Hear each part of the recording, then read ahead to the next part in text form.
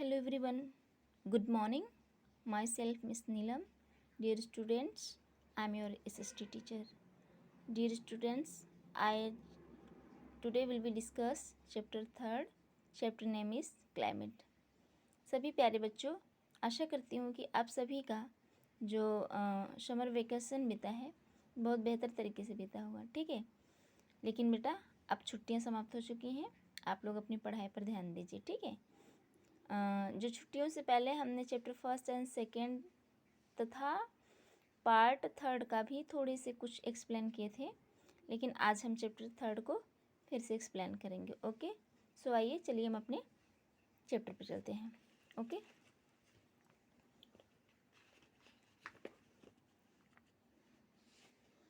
देखिए बेटा, chapter 3rd में थोड़ा सा हमने आपको एक्सप्लेन किया था, बट अब काफ़ी बच्चे भूल गए होंगे, इतना याद नहीं है, इसलिए मैं स्टार्टिंग से चैप्टर 3rd से ही स्टार्ट कर देती हूँ।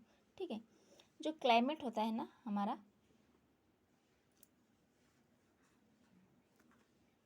जलवायु, उसके बारे में हम आज पढ़ेंगे। ठीक है, देखिए,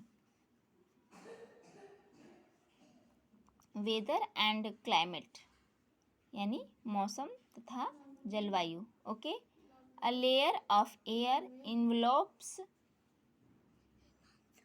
द अर्थ। देखिए, जो हमारा अर्थ है ना, जो पृथ्वी है ना, उसको जो वायु की परतें हैं, ठीक है ना, जो हवा है, हम जानते हैं कि जो हमारा पृथ्वी है चारों तरफ से वायु की परतों से घिरा हुआ है। ठीक है, तो क्या करती हैं, जो वायु की परतें हैं हमारे पृथ्वी को एक लिफाफे की भांति ढक कर रखती हैं। ठीक है, चारों तरफ से हमारा पृथ्वी घिरा हुआ है। ठीक, this layer of air is called the atmosphere. ठीक है, यह जो वायु की परतें होती हैं, इसको हम क्या कहते हैं, वायुमंडल। ठीक है, वैसे भी हम जानते हैं कि जैसे ही हम वायुमंडल में प्रवेश करते हैं, हम जानते हैं कि हमको कई प्रकार की वायु की परतों का सामना पड़ता है, जो कि एक मतलब कि एवरेज और रेंज में डिसाइड की गई हैं कि इतने से इतने किलोमीटर जाएंगे हमको तो हमको ये वायु की परतें मिलेंगी, उसके बाद ये वायुमंडल मिलेगा। ठीक है, तो इस तरह से डिसाइड की गई हैं। ये आगे हम आपको एक्सप्लेन करेंगे, वरना हम राइट करके सेंड कर देंगे कि जैसे जैसे हम ऊपर बढ़ते जाते हैं, ठीक है, वैसे वैसे हमारी वायु की परतें भी बढ़ती जाती हैं और वो डिफरेंट होती जाती हैं। ठीक है, there is a content change in the atmosphere, और ये क्या करती है, लगातार हमारे वायुमंडल को बदलती रहती हैं। ठीक है, the weather is the condition of the atmosphere at the particular place over a short period of time. बेटा हम जानते हैं कि जो हमारा मौसम होता है, ठीक है ना, वो क्या होता है, जो वायुमंडल में सभी जगह पे सेम नहीं होता है, वो एक विशेष स्थान पर विशेष प्रकार से होता है। अगर देखिए हम कुछ जगह पे जाते हैं तो हम देखते हैं कि वहाँ पे बारिश हो रही है, जैसे ही हम आगे बढ़ते हैं तो हम देखते जाते हैं वहाँ धूप है, थोड़ा और कहीं हम ऐसे डिफरेंट प्लेसेस पे जाते हैं तो हम देखते हैं वहाँ पे कि वहाँ पे तूफ़ानी मौसम। ऐसा होता है क्योंकि वो सभी जगह सेम नहीं होता है, उसका एक विशेष अपना स्थान होता है जो कि डिफरेंट डिफरेंट होता है। ओके, तो हम कह सकते हैं कि और दूसरी बात, ये शॉर्ट पीरियड को इंडिकेट करता है।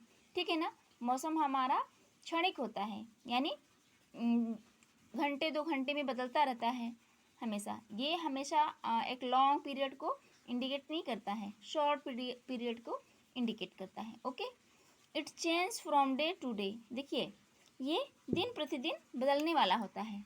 ठीक है, बदलता रहता है, दिन प्रतिदिन बदलता है, यहाँ तक कि ये घंटे प्रति घंटे में बदल जाता है। क्या बदलता है, मौसम, weather. Okay, it may be rainy और cloudy in the morning and sunny in the evening. देखिए, जैसे ही हम देखते हैं सुबह कि मौसम हमारा है, जैसे बारिश हो रहा है और देखते हैं आसमान में काले बादल छाए हुए हैं, ठीक है, लेकिन शाम को हम क्या देखते हैं कि मौसम साफ़ सुथरा है, धूप निकली हुई है। ठीक ना, तो ये एक शॉर्ट पीरियड को इंडिकेट करता है ये बदलता रहता है, ठीक है। The climate of a place is the average weather condition over a long period of time, ठीक है। देखिए अब ये जो क्लाइमेट होता है, जलवायु of a place is the average weather condition over long period of time, ठीक है।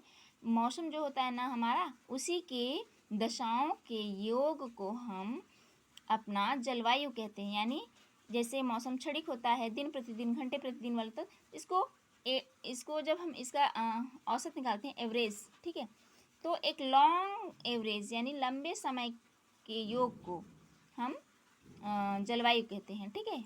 और जैसे मौसम क्षणिक होता है, ये लॉन्ग पीरियड को इंडिकेट करता है, ये शॉर्ट पीरियड को इंडिकेट करता है, ये लॉन्ग पीरियड को इंडिकेट करता है, ठीक है। कैंड्रू जलवायु वैज्ञानिक थे, उन्होंने बताया कि 33 years something near about average decided किया गया है क्लाइमेट के लिए, ठीक है। तो हम कह सकते हैं कि जो हमारा क्लाइमेट होता है वो लंबे समय को दर्शाता है, ठीक है। Different part of the world have different type of climate.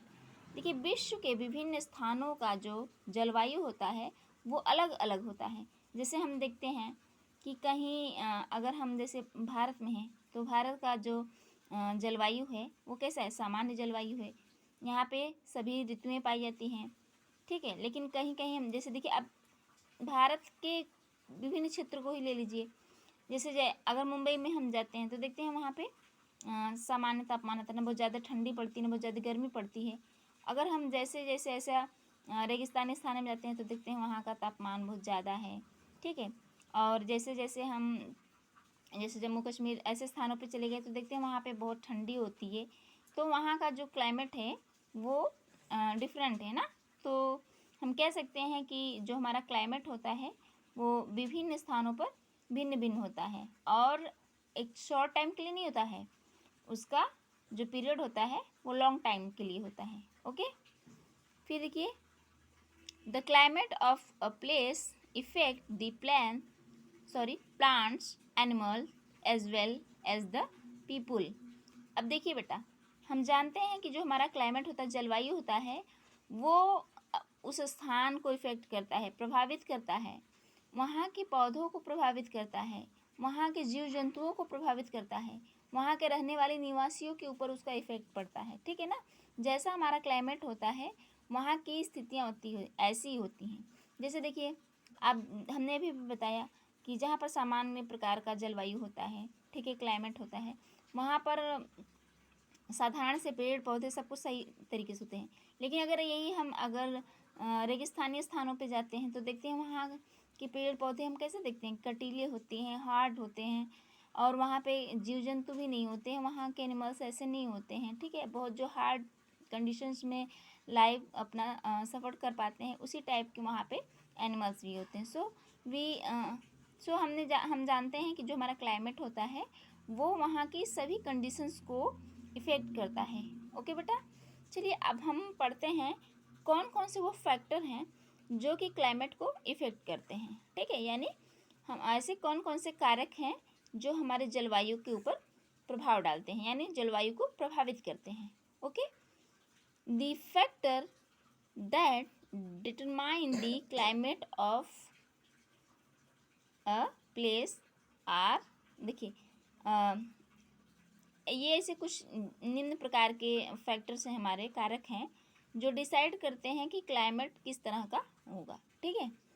या फिर हम ये कह सकते हैं कि हमारे जलवायु को प्रभावित करने वाले कारक, ओके। तो नंबर जो फर्स्ट है वो लैटिट्यूड, जैसे डिस्टेंस फ्रॉम द इक्वेटर। जैसे ही हम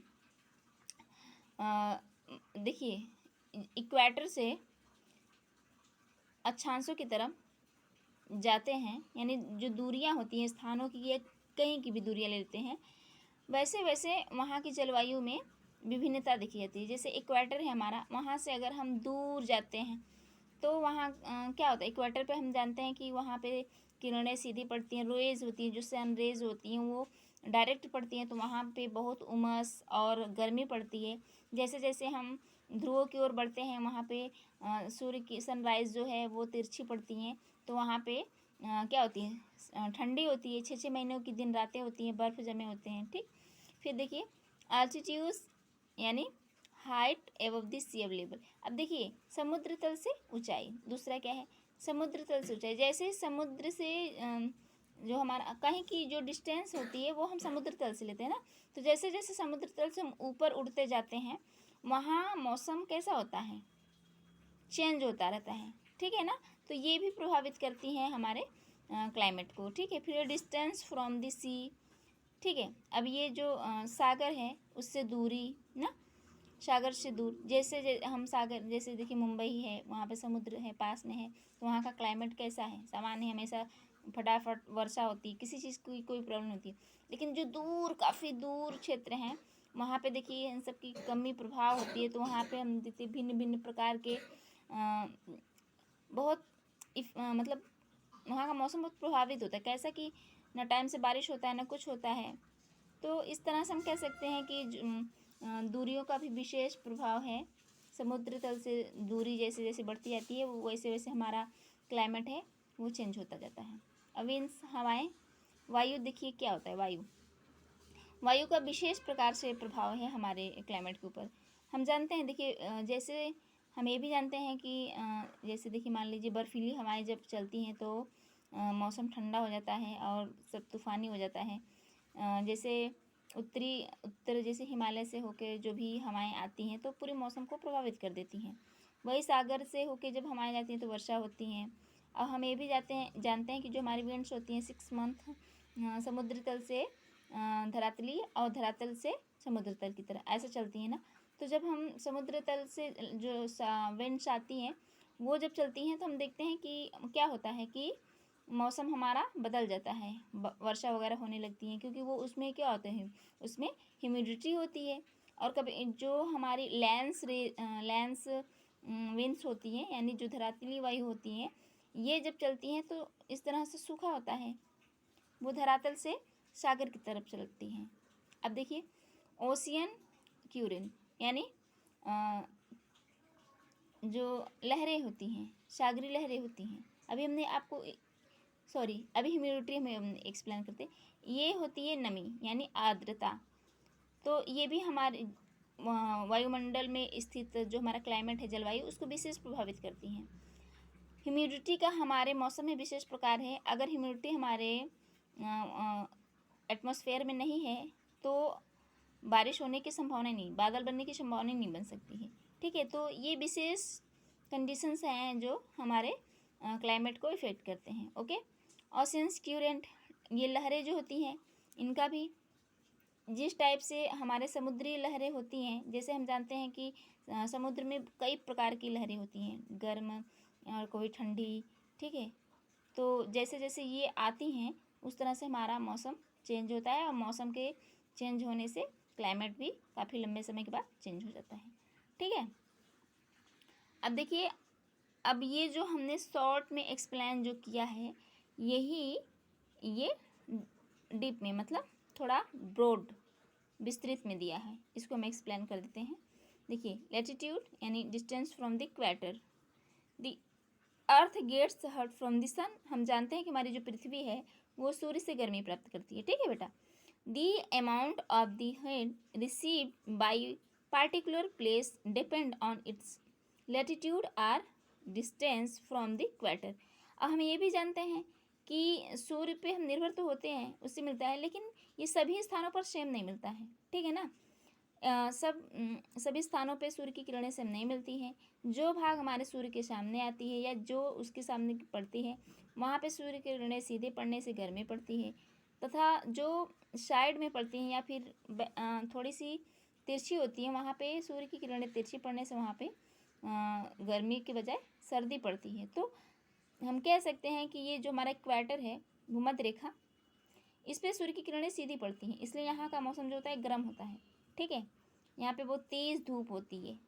और जैसे जैसे हम इक्वेटर से आगे बढ़ते जाते हैं ध्रुवों की ओर, ठीक है, पोल्स जो है हमारे north pole and south pole, तो वहाँ पे हम देखते हैं कि ठंडी पड़ती है। Okay, the sun rays fall direct और वर्टिकली ओवर द इक्वेटर। अभी अभी हमने एक्सप्लेन किया कि जो सूर्य की किरणें होती हैं वो एकदम सीधी पड़ती हैं, ठीक है।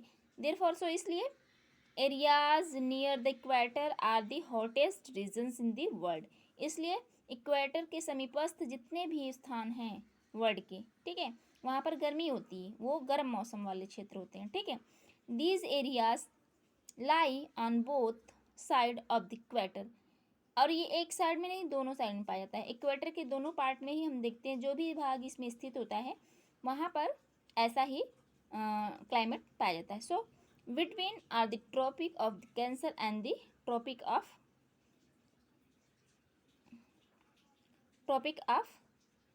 कैप्रिकॉर्न।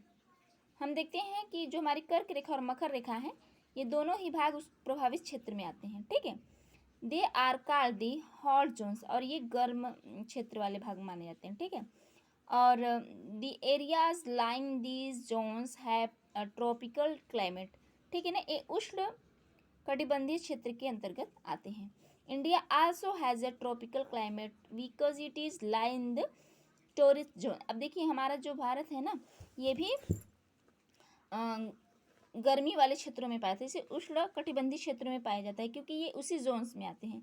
ओके बेटा, अब देखिए वीडियो लॉन्ग हो रहा है, इसका नेक्स्ट पार्ट यानी आगे का जो है वो हम नेक्स्ट पार्ट में, पार्ट नंबर 2 में एक्सप्लेन करेंगे। ओके, आज आप इतना अच्छे से बेहतर तरीके से पढ़िएगा, और जो चैप्टर 1 एंड 2 के वर्ड मीनिंग है उसे आप लर्न कर लीजिएगा। नेक्स्ट डे जो भी बच्चे हमको अटेंड करेंगे जूम में, मैं उनसे यही बातें पूछूंगी। Okay, thank you.